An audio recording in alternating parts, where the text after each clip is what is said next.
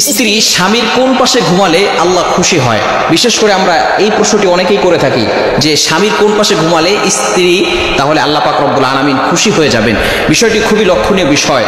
আম্মাজান আয়েশা রাদিয়াল্লাহু তাআলা আনহা নবীজি সাল্লাল্লাহু আলাইহি সাল্লামের কোন পাশে ঘুমিয়েছিলেন, আম্মাজান আয়েশা রাদিয়াল্লাহু তাআলা আনহা এই বিষয়গুলো কিন্তু আমাদেরকে জানিয়ে দিয়েছেন।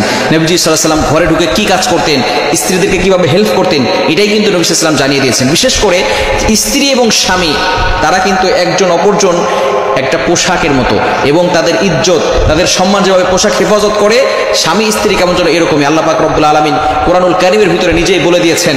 2 নম্বর পারা 7 নম্বর পৃষ্ঠার 9 নম্বর লাইন সূরা বাকারার 187 নম্বর আয়াতে আল্লাহ বলছেন, হুন্না লিবাসুল লাকুম ওয়া আনতুম লিবাসুল লাহুন্না। একে অপরের পোশাক, একে স্ত্রী এবং স্বামী একে অপরের কি পোশাক, এবং স্ত্রীর সাথে ভালো ব্যবহার করতে বলে দিয়েছেন। বিশেষ করে ঘুমানোর সময় কোন দিকে ফিরে ঘুমাবো এই বিষয়টি অনেকে প্রশ্ন করে থাকেন। স্বামীর কোন পাশে ঘুমালে আল্লাহ পাক রব্বুল আলামিন খুশি হন? বিশেষ করে নবী সাল্লাল্লাহু আলাইহি ওয়াসাল্লাম জানিয়ে দিয়েছেন, লাম তারালিল মুতাহাব্বিনা মিসলা নিকাহ। এই যে বিবাহ যখন সম্পাদিত হয় তখন এই যে নতুন বিবাহের ভিতরে একজন স্বামী স্ত্রীর যে মহব্বত, এটা নবী সাল্লাল্লাহু আলাইহি ওয়াসাল্লাম বলছেন আমি অন্য কোথাও দেখি নাই। এজন্য স্বামী এবং স্ত্রী একে অপরের মুখোমুখি হয়ে ঘুমাবেন। নবীজি সাল্লাল্লাহু আলাইহি ওয়াসাল্লাম ডান কাত হয়ে ঘুমাতেন। আম্মাজান আয়েশা রাদিয়াল্লাহু আনহা বলেন, নবী সাল্লাল্লাহু আলাইহি ওয়াসাল্লাম সবসময় কি করতেন? ডান কাত হয়ে ঘুমাতেন। এটা হচ্ছে রাসূলুল্লাহ সাল্লাল্লাহু আলাইহি ওয়াসাল্লামের সুন্নাহ। এবং স্বামী স্ত্রী কিভাবে ঘুমাবেন?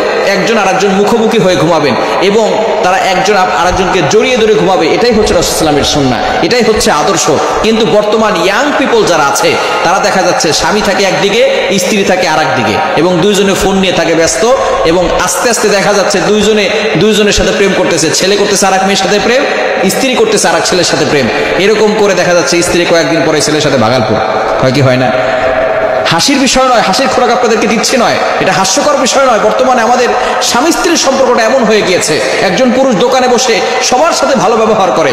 আপা আসলে, একজন মহিলা আসলে তাকে সুন্দর করে আপু বলে ডাক দিয়ে তারপরে তার বেচা কিনা শুরু করে দেয়, সুন্দর করে কথা বলে। কিন্তু ঘরে এসে সেই স্ত্রীর সাথে সুন্দর করে কথা বলে না। প্রেম করার সময় সুন্দর করে কথা বলছে, কতটা চাঁদ আছে, কয়টা তারা আছে, এগুলো সব গল্প শুরু করছে। আকাশের ভিতরে তারা কয়টা আছে, সব কিছুর গল্প তখন হয়। কিন্তু যখন বিয়ে করে ফেলে তখন আর কোনো গল্প থাকে না। এই ধরনের স্বামী সমাজে আছে না নাই? খবরদার। স্বামী স্ত্রীর মহব্বত হচ্ছে খুবই গুরুত্বপূর্ণ। তারা যদি গল্প করে, স্বামী স্ত্রীরা যদি গল্প করে, তাহলে আল্লাহ পাক রব্বুল আলামিন নফল ইবাদতের সব দিয়ে দেন।